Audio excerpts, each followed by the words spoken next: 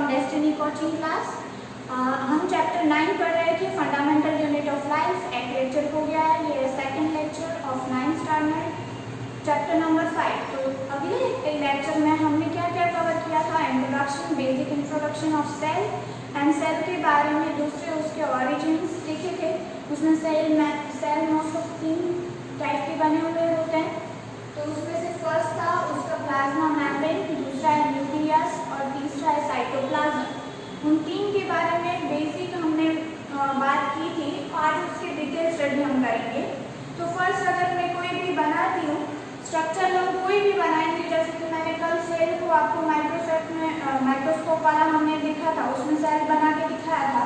तो अगर हम सेल को बनाएंगे, कभी भी बनाएंगे, तो मैं कैसे बनाऊंगी? पहले उसका आउटर कवरिंग पोर्शन बनाएंगे, फिर उसके अंदर का सेंटर पॉइंट बनाएंगे और फिर दूसरा कुछ उसके ऑर्डिनरीज दिखाएंगे। तो फर्स्ट हमने जो ड्रॉ किया वो क्या है? उसका बाउंड्री, मतलब उसका आउटर कवरिंग। तो आज हम उसकी बाउंड्री को ही कवर करने वाले हैं। उसकी बाउंड्री, सेल की बाउंड्री को एक नाम दिया गया है, वो क्या है? Plasma membrane. Plasma membrane means उसकी बाउंड्री। तो अभी हम देखेंगे कि प्लाज्मा मेम्ब्रेन मतलब बाउंड्री के बारे में क्या बात करने की जरूरत है। बाउंड्री तो बाउंड्री होती है, नहीं, पर उसकी सेल की बाउंड्री में भी उसकी फंक्शंस है कि वो क्या काम करता है। जैसे कि हमारा घर का एग्जाम्पल हमने सेल के बारे में देखा था, तब हमने घर का एग्जाम्पल लिया था। तो एक हाउस होता है, तो हम वो बहुत सारी वॉल से बनाए, हाउस मतलब वॉल से ही बनाएंगे ना। तो वॉल है उसका आउटर कवरिंग। अगर वॉल सभी एक साथ जुड़ी हुई होगी तो हम उसके अंदर हम कुछ रह पाएंगे, मतलब उसके अंदर हम प्रोटेक्टेड रहेंगे। तो इसलिए सेल में भी अगर बाउंड्री होगी तो अंदर के ऑर्गेनाइज होंगे, वो सभी प्रोटेक्टेड रह पाएंगे। तो अभी जैसे हम समझ लो कि आप स्कूल जाते हैं, या फिर हमारे कोई हाउस कीपर हम रखते हैं, या फिर वॉचमैन वगैरह रखते हैं हाउस में। तो वो क्या करता है कि हम लोगों को अंदर, मतलब जान पहचान वालों को अंदर आने देता है, पर जो अननोन होंगे, स्ट्रेंजर्स होंगे, उसको अंदर नहीं आने देगा। तो वैसे ही सेल का भी यही है कि सेल मेम्ब्रेन क्या करेगा कि थोड़े बहुत ऐसे मटीरियल, थोड़े बहुत ऐसे क्या बोल सकते हैं हम उसको, थोड़े बहुत भी पार्टिकल्स, जो छोटे पार्टिकल्स होते हैं ना, उसको अलाउ करते हैं अंदर आने के लिए, पर बड़े जो पार्टिकल्स होते हैं उसको अलाउ नहीं करते हैं, मतलब स्ट्रेंजर, उसके लिए जो हार्मफुल है उसको अलाउ नहीं करेंगे कि वो अंदर आए। उसको अगर ज़रूरत होगी तो एक किसी को अंदर आने देगा, और अगर उसको ज़रूरत नहीं है तो किसी को बाहर भी नहीं जाना है और किसी को अंदर भी नहीं आना है। तो उसका बेसिक जो हम देखते हैं वो है, इसलिए उसको सेमी परमिएबल बोला जाता है सेल मेम्ब्रेन को। सेमी परमिएबल क्यों? क्योंकि सेमी का मतलब है half and permeable means allow.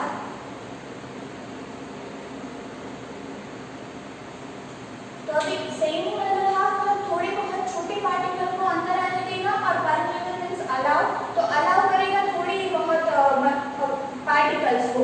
अभी कौन कौन से पार्टिकल को बाद में देखेंगे। दूसरा कि अगर हम स्ट्रक्चर बना रहे हैं, तो स्ट्रक्चर बनाएंगे तो वो प्रॉपर शेप में होगा, मतलब स्ट्रक्चर बनाएंगे तो वो एक शेप मेंटेन करेगा ना, तो प्रॉपर्ली उसको एक शेप मिलेगा।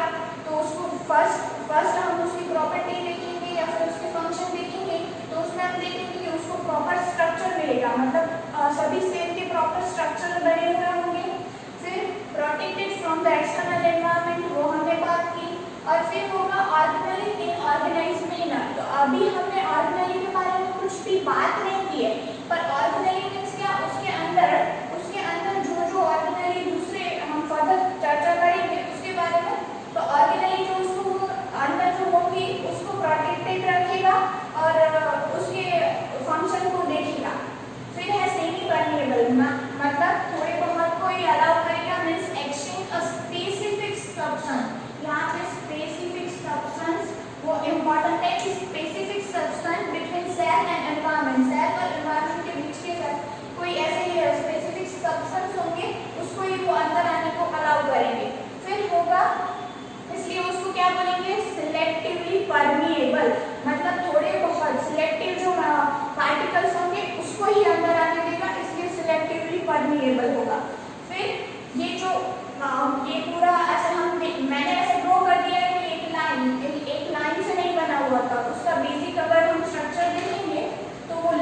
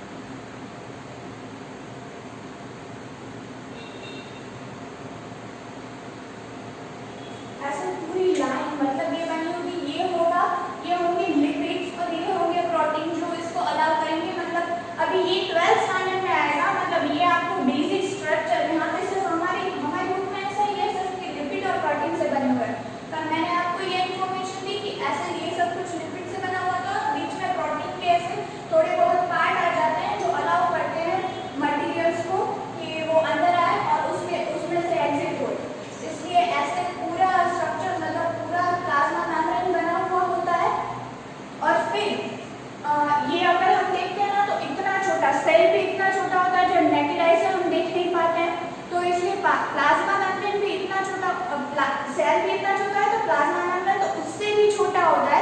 तो समझ लो कि हम 10,000 अगर प्लाज्मा मेम्ब्रेन को एक साथ इकट्ठा करें तो एक पेज जितनी हमारी वो उसकी विड्थ होगी, वो पेज जितनी होगी। तो समझ लो कितने छोटे होंगे, पर एक काम इतना स्ट्रांगली करते हैं कि वो थोड़े बहुत कोई आने देंगे, बाकी सभी को बाहर कर देंगे। तो उसका काम बहुत स्ट्रांगली है, मतलब अंदर के ऑर्गेनेली को वो बचा के रखता है। तो ये सभी फंक्शन है जो इम्पोर्टेंट है और एग्जाम में कभी कभार पूछे भी जाते हैं, तो आप अपने नोट में ले लेते हैं।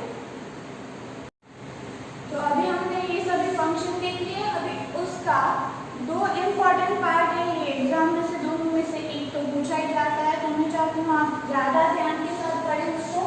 अभी प्लाज्मा मेम्ब्रेन के बेसिकली दो फंक्शन ऐसे हैं जो मतलब अभी हमने समझा कि वो कि सेमी परमिएबल मटेरियल है, तो सेमी परमिएबल वॉल थोड़ी बहुत कोई अंदर आने देता है, तो किस किस को अंदर आने देता है उसके बारे में बात है। तो उसमें दो पार्ट है।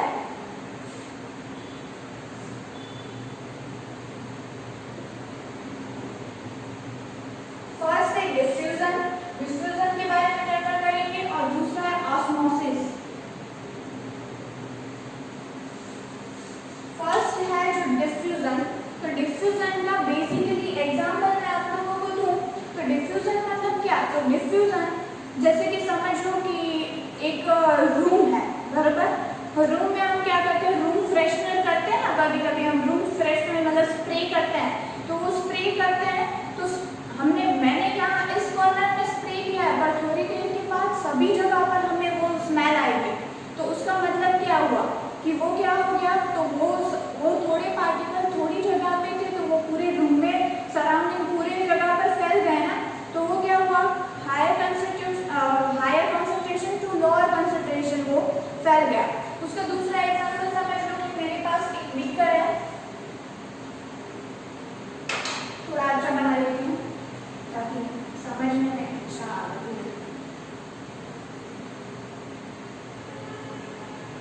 एक ये हमारे पास बीकर है, उसके अंदर मैंने बहुत सारा वाटर भरा हुआ है, ऑलमोस्ट फुल, ये वाटर पूरा भरा हुआ है। अभी मैं क्या करती हूँ, इंक के ड्रॉप है ना, उसमें से 2-4 ड्रॉप मैं उसके ऊपर डालती हूँ। अभी ये हमारे पास यहाँ पे मैंने 1-2 ड्रॉप, सिर्फ 1-2 ड्रॉप वाटर के अंदर डाले। अभी वाटर के अंदर 1-2 ड्रॉप डाले तो क्या होगा, पहले तो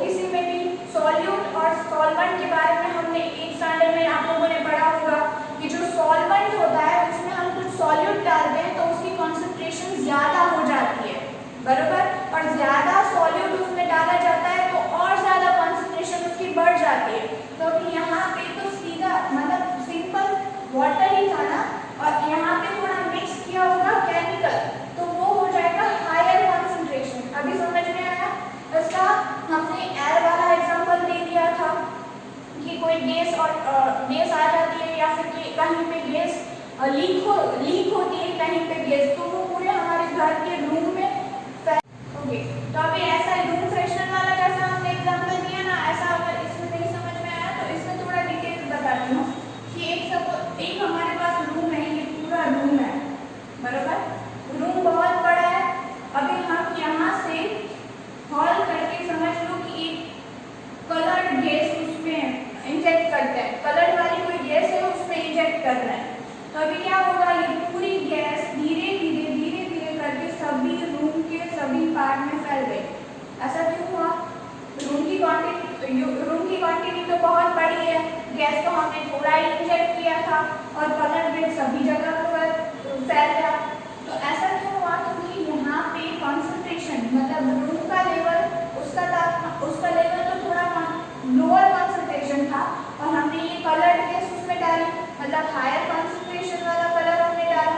तो ये और दूसरा एग्जाम्पल हमने अभी लाइवली वो देखा कि विशाखापट्टनम में शायद से गैस वाला हुआ है ना, गैस फट गया है पूरा फैक्ट्री में और आसपास के सभी सराउंडिंग में भी बहुत सारी प्रॉब्लम आई है और कई लोगों की डेथ भी हो गई है। तो वो वाला भी एग्जाम्पल कि थोड़ी जगह पर हुआ तो फिर फैला क्यों हुआ? This is what we see diffusion. तो डिफ्यूजन मतलब क्या? क्योंकि वहां पे लोअर कॉन्सेंट्रेशन थी इसलिए हायर कॉन्सेंट्रेशन गैस फटा तो तुरंत ही वो कहां से हायर में से लोअर में गया, इसलिए आसपास के सराउंडिंग को भी कवर कर लिया। क्लियर? तो डिफ्यूजन समझ में आ गया, बहुत बेसिक था।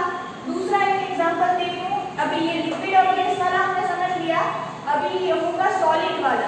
अभी समझो कि हम कहीं स्कूल में जाते हैं ना, तो स्कूल में वेकेशन होता है, उसके ठीक उसी दिन समझ लो कि आज से मुझे वेकेशन होने वाला है, तो बोर्ड पर वो ये वाला बोर्ड नहीं है, ब्लैक बोर्ड होता है या फिर ग्रीन बोर्ड होता है, उसमें चौक से कुछ लिख के जाओ।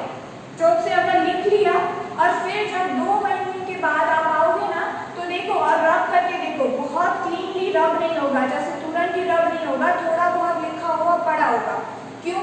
डिफ्यूजन सॉलिड में भी होता है पर वो बहुत कम होता है, इसलिए हम देख नहीं पाते, मतलब बहुत धीरे टाइम लगा के वो वहाँ पे डिफ्यूजन करता है। तो अभी क्या होगा कि चौक के पार्टिकल जो होंगे वो बोर्ड के अंदर चिपक गए, अंदर चले गए थोड़े बहुत, तो इसलिए वो बहुत क्लीनली रब नहीं होगा। तो इसलिए हमने सॉलिड, लिक्विड और गैस तीनों में डिफ्यूजन देख लिए।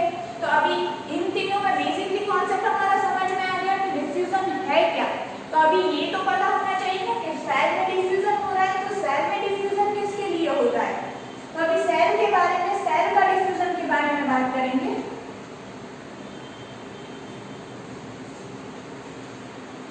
अभी जैसे हमारी पूरी बॉडी सेल से बनी हुई है, तो सेमी परमिएबल उसका वॉल है, मतलब मेम्ब्रेन पूरी सेमी परमिएबल है, थोड़े बहुत पार्टिकल को अंदर आने देती है, तो उसमें से थोड़े बहुत पार्टिकल में से ऑक्सीजन और कार्बन डाइऑक्साइड को वो पास आउट करने के लिए अलाउ करती है। तो कैसे? जैसे समझ लो कि ये हमारा पूरा सेल है, एक सेल है हमारा एनिमल का सेल है, मतलब ह्यूमन बीइंग का समझ लो, कोई एनिमल का ये सेल है। तो उसमें हम ऑक्सीजन पहले हम ऑक्सीजन लेते हैं और फिर कार्बन डाइऑक्साइड बाहर डालते हैं। तो अभी ऑक्सीजन अंदर जाता है, मतलब यहाँ पे क्या कि ऑक्सीजन आसपास उसका ये एनवायरनमेंट है। अभी सेल के आसपास जैसे ही हमने ऑक्सीजन इनहेल किया, ऑक्सीजन अंदर गया, तो यहाँ पे ऑक्सीजन बहुत सारा हो जाएगा, यहाँ पे ऑक्सीजन, यहाँ पे ऑक्सीजन, यहाँ पे ऑक्सीजन, तो बहुत सारा ऑक्सीजन अंदर है नहीं कुछ, तो वो क्या करेगा, हाँ ऑक्सीजन की तो कुछ जरूरत है, चलो ऑक्सीजन को ले लो। ऑक्सीजन चला जाएगा अंदर, यहाँ पे हायर कॉन्सेंट्रेशन था, अंदर लोअर कॉन्सेंट्रेशन, ऑक्सीजन गया अंदर। तो अभी क्या होगा कि ऑक्सीजन बहुत सारा यहाँ पे हो गया। फिर क्या होगा, हमने देखा कि सेल में सिर्फ ये तो है नहीं, उसके ऑर्गेनली भी है, ऑर्गेनली अपना काम करेगी और हम क्या करते हैं, फिर कार्बन डाइऑक्साइड को बाहर निकालते हैं। तो कार्बन डाइऑक्साइड बाहर गया मतलब अंदर प्रोड्यूस हुआ, तभी कार्बन डाइऑक्साइड बाहर गया ना, तो कहीं पे तो कार्बन डाइऑक्साइड प्रोड्यूस हुआ है। तो अभी यहाँ पे बहुत सारा, तो क्या करता है सेल कार्बन डाइऑक्साइड को प्रोड्यूस करता है, मतलब यहाँ पे कुछ ऐसा प्रोसेस हमें अभी समझने की जरूरत नहीं है, इसलिए मैं डिटेल में नहीं कह रही हूँ, पर प्रोसेस कुछ होती है और कार्बन डाइऑक्साइड ऑर्गेनली सेल की ऑर्गेनली जनरेट करती है। तो अभी यहाँ पे ऑक्सीजन जनरेट ऑक्सीजन हो गया था, उसने ले लिया और फिर क्या बनाया, CO2।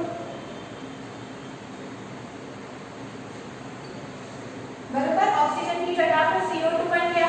तो अभी कार्बन डाइऑक्साइड, वहां पे कार्बन डाइऑक्साइड बहुत सारा हो गया अंदर, अभी क्या करेगा, वो हायर कॉन्सेंट्रेशन अंदर हो गया, लोअर कॉन्सेंट्रेशन बाहर हो गया, मतलब ऑक्सीजन तो अभी गया तो कार्बन डाइऑक्साइड को बाहर निकाल देगा। मतलब अगर हमारा एक्सेलेरेशन होगा कार्बन डाइऑक्साइड से होगा, तो क्लियर समझ में आ गया। तो दिस इज कॉल्ड डिफ्यूजन। अभी डिफ्यूजन में मतलब कॉन्सेंट्रेशन की बात है, हायर टू लोअर ही जाएगा। और सिर्फ डिफ्यूजन मतलब वो एयर वाला ऑक्सीजन और कार्बन डाइऑक्साइड का ही जो करता है उसको ही डिफ्यूजन बोलेंगे। डिफ्यूजन में और कोई भी नहीं आएगा बीच में कि और किसी की वो ट्रांसफर भी नहीं करेगा, सिर्फ ऑक्सीजन और कार्बन डाइऑक्साइड की बात। डिफ्यूजन की हम डेफिनेशन देख लेते हैं।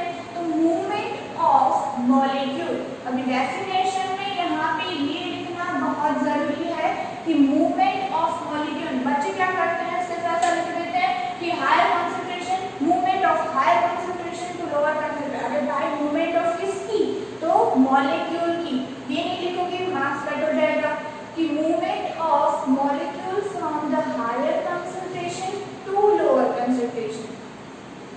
तो ये होगा हमारा डिफ्यूजन। क्लियर, आगे बढ़े।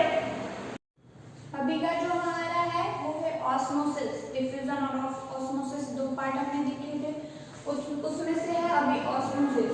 ऑस्मोसिस बहुत ही इम्पोर्टेंट है, आपके 9th क्लास में भी आता है, फिर आप फर्दर स्टडी करोगे 12th में भी केमिस्ट्री में वो कवर होगा।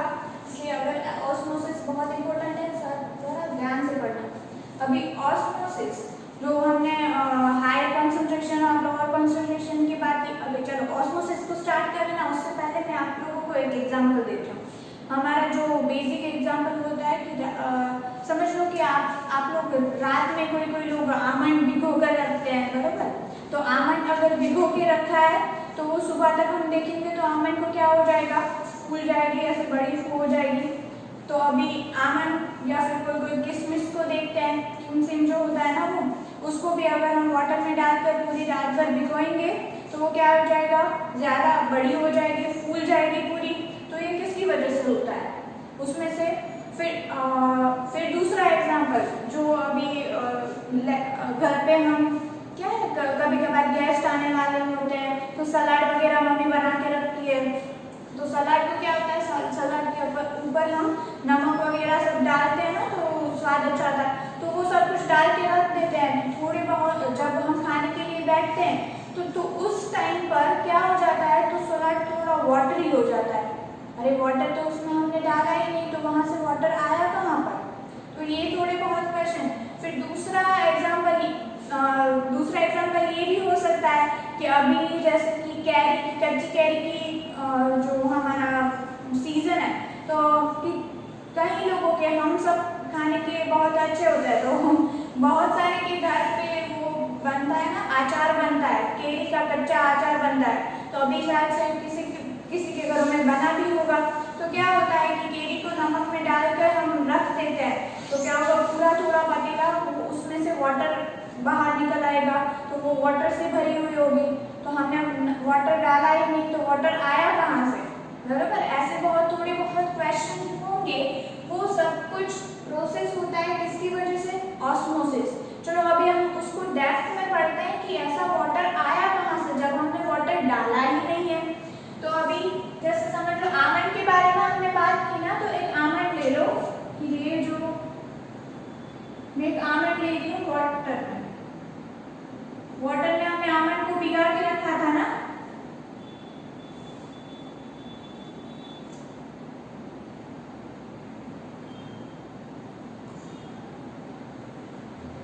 अच्छा अभी समझ लेना कि ये आमंड ही है। तो ये आमंड को हमने वाटर में भिगा के रखा था। तो अभी क्या हुआ कि वाटर है उसके सराउंडिंग, तो अभी वाटर, अभी ये सभी सेल के हमने देखा कि प्लाज्मा मेम्ब्रेन जो होता है वो क्या होता है, सेमी परमिएबल मटेरियल।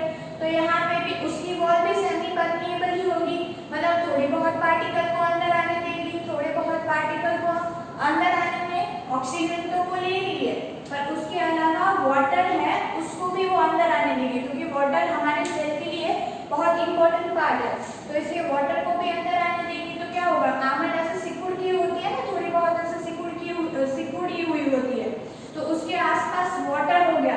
तो अभी वैसे हम किसी कोई चीज को डालते हैं तो वाटर लोअर कंसंट्रेशन में चला जाता है, पर अभी यहाँ पे आमंड के सामने वो क्या है, हायर कंसंट्रेशन वाला है। तो अभी आमंड है जो वो लोअर कंसंट्रेशन वाला है और वाटर उससे ज्यादा कंसंट्रेशन वाला है। अभी यहाँ पे हम जो दो एग्जांपल के बारे में बात करेंगे ना, तो उस दो एग्जांपल के सराउंडिंग हमें पता चलना चाहिए कि कौन सा लोअर कंसंट्रेशन वाला है और कौन सा हायर कंसंट्रेशन वाला है। अभी वो इंक के बारे में हमने जो बात की थी, वो इंक में वाटर लोअर कंसंट्रेशन वाला बन गया था और इसमें क्या बन गया, हायर कंसंट्रेशन वाला, क्योंकि यहाँ पे हम दो एग्जांपल ले रहे हैं, वो दोनों अलग अलग है। उसमें से वाटर और इंक वाला, इंक उससे हायर था इसलिए वो हायर कंसंट्रेशन और लोअर बन गया था वाटर। तो यहाँ पे वाटर क्या बन जाएगा, हायर कंसंट्रेशन। तो वो हायर कंसंट्रेशन क्या करेगा, लोअर कंसंट्रेशन में जाएगा, बराबर। हायर से लोअर में जाता है, तो हायर से लोअर में जाएगा मतलब उसको वाटर की जरूरत है, सेमी परमिएबल मेम्ब्रेन है, थोड़ी बहुत को पास अलाउ करके वाटर को अलाउ करेगी, वो अंदर आएगा तो पूरा सेल वाटर से बन जाएगा। अभी समझ लो कि सेल कितना है, वाटर आने दे रहा है, आने दे रहा है, आने दे रहा है, क्या बन जाएगा, ऐसा फूल जाएगा पूरा, बराबर। इसलिए आमंड क्या होती है, फूल जाती है, किशमिश क्या होती है, फूल जाती है। अभी दूसरा सलाड वाला एग्जांपल हमने देखा था, तो सलाड में क्या होता है कि समझ लो कि हमारे पास ऐसा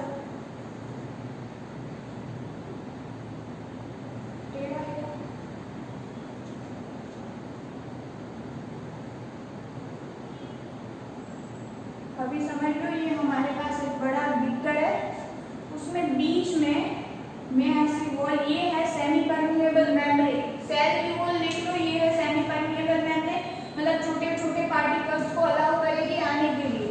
अभी ये हो जाएगा ए और ये हो जाएगा बी, दोनों में वाटर ही है, दोनों में वाटर ही है, बीच में है सेमी परमिएबल वॉल। अभी क्या करूंगी मैं कि इसको खोल के थोड़ा बहुत उसमें नमक डालूंगी, बराबर। उसमें मैंने नमक डाल दिया, मतलब अभी वो क्या हो जाएगा, पहले तो मैंने नमक डाल दिया, बराबर।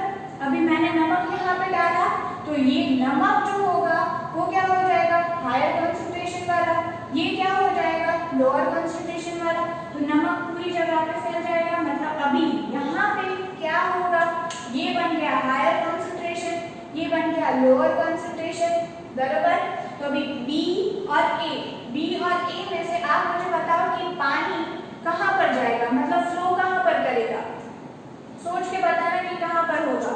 तो अभी जैसे कि यहाँ पे हमने जैसे ही नमक डाला तो वो बन गया हायर और ये बन गया लोअर, तो वाटर कहाँ पर जाएगा, इस तरफ।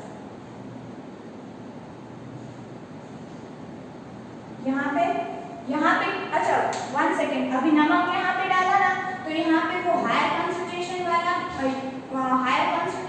कैसे यहाँ से वहाँ कैसे जाएगा, क्योंकि अगर यहाँ से वाटर मॉलिक्यूल यहाँ पे जाएंगे तो वो नमक को वो पूरा ज्यादा बढ़ा देंगे, इसलिए वाटर यहाँ पे चला जाएगा, बराबर। मतलब नमक के जो पार्टिकल होंगे ना उसको वाटर कवर कर लेगा पूरा।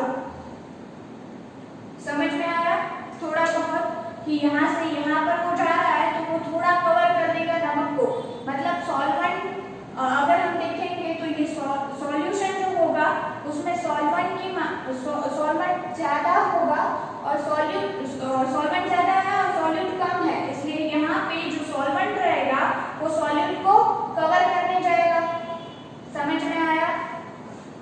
तो इसलिए जब हम सलाद के बारे में बात करते हैं और नमक उसके अंदर नमक डालते हैं उसके ऊपर, तो क्या होता है कि नमक की जो कंसंट्रेशन ज्यादा होता है, इसलिए उसके सेल के अंदर जो सलाद वगैरह हम बनाते हैं वो एनिमल मतलब वो क्या होता है, प्लांट का ही बना हुआ होता है ना, तो प्लांट में भी सेल है, प्लांट में भी सेल वही काम करते हैं, सेमी परमिएबल मेम्ब्रेन वही उसमें होती है, तो इसलिए वहां से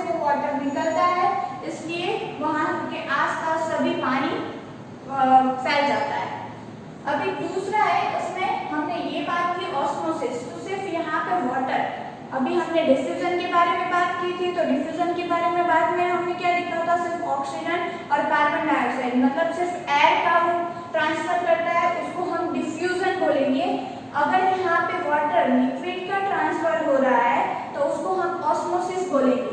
अभी ऑस्मोसिस में भी 3 पार्ट है, हाइपरटोनिक ऑस्मोसिस, दूसरा हाइपरटोनिक ऑस्मोसिस और तीसरा है आइसोटोनिक ऑस्मोसिस। बराबर, अभी इसमें हाइपरटोनिक, हाइपोटोनिक और आइसोटोनिक, इसके बारे में हम बात करते हैं।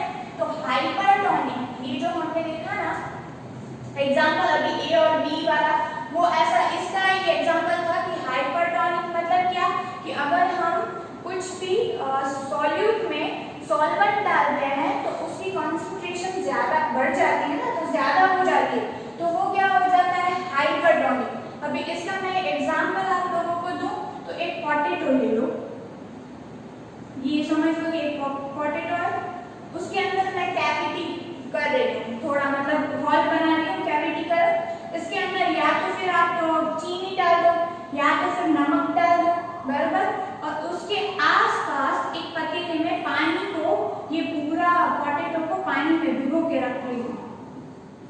थोड़ी देर बाद, मतलब थोड़े टाइम बाद क्या होगा, यहाँ पे हाइपर कॉन्सेंट्रेशन होगा, क्योंकि नमक है वो ज्यादा हायर कॉन्सेंट्रेशन वाला है, तो क्या होगा, ये वाटर सब उसके अंदर जाएगा कि भाई तुझे जरूरत है तू ले ले, बराबर, क्योंकि नमक है इसलिए ये सब कुछ अंदर जाएगा, मतलब यहाँ पे पानी थोड़ा ज्यादा बढ़ जाएगा। समझ में आया? तो ये अगर सेल में पानी अंदर आ रहा है तो वो क्या होगा, हाइपोटोनिक, बराबर, बाहर का कॉन्सेंट्रेशन हमारा ज्यादा है, मतलब कि समझ लो कि हायर कॉन्सेंट्रेशन बाहर है। अभी ये सेल है, बाहर अगर हायर कॉन्सेंट्रेशन है तो वो लोअर कॉन्सेंट्रेशन में जाएगा, तो ये पूरा सेल फूल जाएगा, तो ये प्रोसेस कौन सी होगी, हाइपोटोनिक। तो अगर सेल फूल रहा है तो उसके अंदर पानी जा रहा है, तो ये होगा हाइपोटोनिक।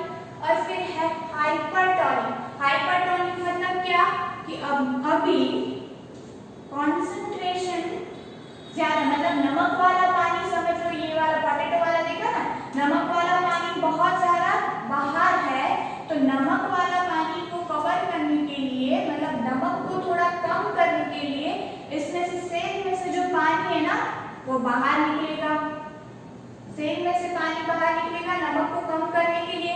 मतलब यहाँ पे क्या बात हुई कि सॉल्वेंट और सॉल्यूट की बात हुई, सॉल्यूट बन गया नमक, नमक को सॉल्यूट को कम करने के लिए सॉल्वेंट को बाहर जाना पड़ा, पानी को बाहर जाना पड़ेगा, तो ये थोड़ा श्रिंक हो जाएगा, मतलब थोड़ा सिकुड़ जाएगा सेल पूरा, तो वो क्या होगा, हाइपरटोनिक।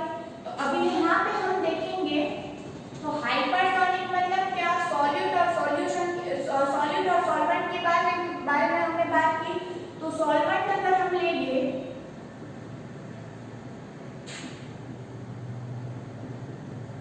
सॉल्यूट और सॉल्वेंट की बात करेंगे, तो अगर यहाँ पे पानी में आसपास, ये समझ लो सेल है, जहाँ पे बना हुआ आप लोगों को पता चल रहा है, ये सेल है, बराबर। अभी यहाँ पे सॉल्वेंट मतलब कि सॉल्यूट मतलब कि समझ लो कि नमक ज्यादा है, बराबर, बाहर नमक ज्यादा है, अंदर पानी है, सेल में तो पानी रहेगा थोड़ा बहुत, अपनी जरूरत के हिसाब से वो अपने अंदर स्टोर करके रखता है, इसलिए यहाँ से वो बाहर जाएगा, यहाँ से वो बाहर गया, क्योंकि बाहर बहुत सारा नमक है, उसको कवर करने के लिए पानी, तो यहाँ पे क्या हो जाएगा, बाहर सॉल्यूट ज्यादा है और सॉल्वेंट कम है, तो वो थोड़ा सेल पूरा ऐसे सिकुड़ जाएगा, छोटा बन गया सेल, पूरा सिकुड़ गया, बराबर। तो अभी यहाँ पे हमने सॉल्यूट की जगह पर क्या लिया था, सॉल्ट ले लिया था, और सॉल्वेंट की जगह पे वाटर, मतलब क्या हुआ, बाहर सॉल्ट ज्यादा हो गया था, अंदर वाटर था, तो वो सॉल्ट को कवर करने के लिए पानी बाहर निकल गया, तो ये क्या हो गया, मतलब सॉल्यूट ज्यादा है और सॉल्वेंट कम है, तो वो ज्यादा की तरफ जाएगा, तो वो हो गया हाइपरटोनिक। क्लियर? इंपॉर्टेंट है कि सॉल्यूट ज्यादा है और सॉल्वेंट, अभी हमें इस तरीके से याद रखना है। फिर दूसरा, मतलब इसमें सेल क्या हो जाएगा, सिकुड़ जाएगा, श्रिंक हो जाएगा। फिर है हाइपोटोनिक। अभी हाइपोटोनिक में भी सॉल्यूट और सॉल्वेंट की बात करेंगे। बराबर? तो अभी क्या होगा कि हाइपोटोनिक में ये जो सेल है, बराबर, उसमें सेल में बाहर बहुत सारा पानी है, बाहर बहुत सारा पानी है और अंदर कम है। बाहर बहुत सारा है इसलिए वो अंदर आएगा, इसीलिए हाई कॉन्सेंट्रेशन से लोअर कॉन्सेंट्रेशन, ये सेल फूल जाएगा। तो ये जो फूल हुआ, मतलब स्वेलो हो जाएगा पूरा सेल, तो उसको क्या होगा, हाइपोटोनिक। मतलब आप ऐसे ही याद रखोगे ना कि ये श्रिंक हो जाएगा। हाइपो में, हाइपो जैसे हम वाटर को हाइपो से याद रखिए कि वो पूरा सेल फूल जाएगा, तो वो हाइपोटोनिक। तो ऐसे आप लोगों को ये सॉल्यूट और सॉल्वेंट के बारे में भी पता इजीली चल जाएगा कि अभी यहाँ पे सॉल्यूट का कम होगा और सॉल्वेंट का ज्यादा, क्योंकि यहाँ पे पानी ज्यादा है इसलिए सॉल्वेंट, उस पे नमक इतना कम है कि यहाँ पे पानी ज्यादा है इसलिए सॉल्वेंट का ज्यादा और सॉल्यूट का कम, इसलिए पानी सभी अंदर आ गया और सेल फूल गया, ऐसा हेल्दी हो गया। फिर तीसरा है आइसोटोनिक। तीसरा आइसोटोनिक मतलब क्या कि अभी यहाँ पे सॉल्वेंट और सॉल्यूट दो की बात करें तो यहाँ पे सेल में पानी भरा हुआ भी है और उसके आसपास पानी भी है, पर इतना सारा भी पानी नहीं है और उसने बहुत पेट भर के अपना पेट फुल कर लिया है। मतलब यहाँ से वो ना ही पानी लेगा ना ही पानी उसको देगा, मतलब जो भी प्रोसेस है वो एज इट इज रहेगी। मतलब यहाँ पे सॉल्यूट भी सेम रहेगा और सॉल्वेंट भी सेम रहेगा, इक्वल। यहाँ से कुछ जाएगा भी नहीं और वहां से कुछ आएगा भी नहीं। समझ में आ गया? ये तीन बहुत इंपॉर्टेंट है। हाइपोटोनिक वहां पे सेल श्रिंक हो जाता है, हाइपोटोनिक वहां पे सेल स्वेलो हो जाता है और यहाँ पे isotonic cell as it is perform करता है। क्लियर?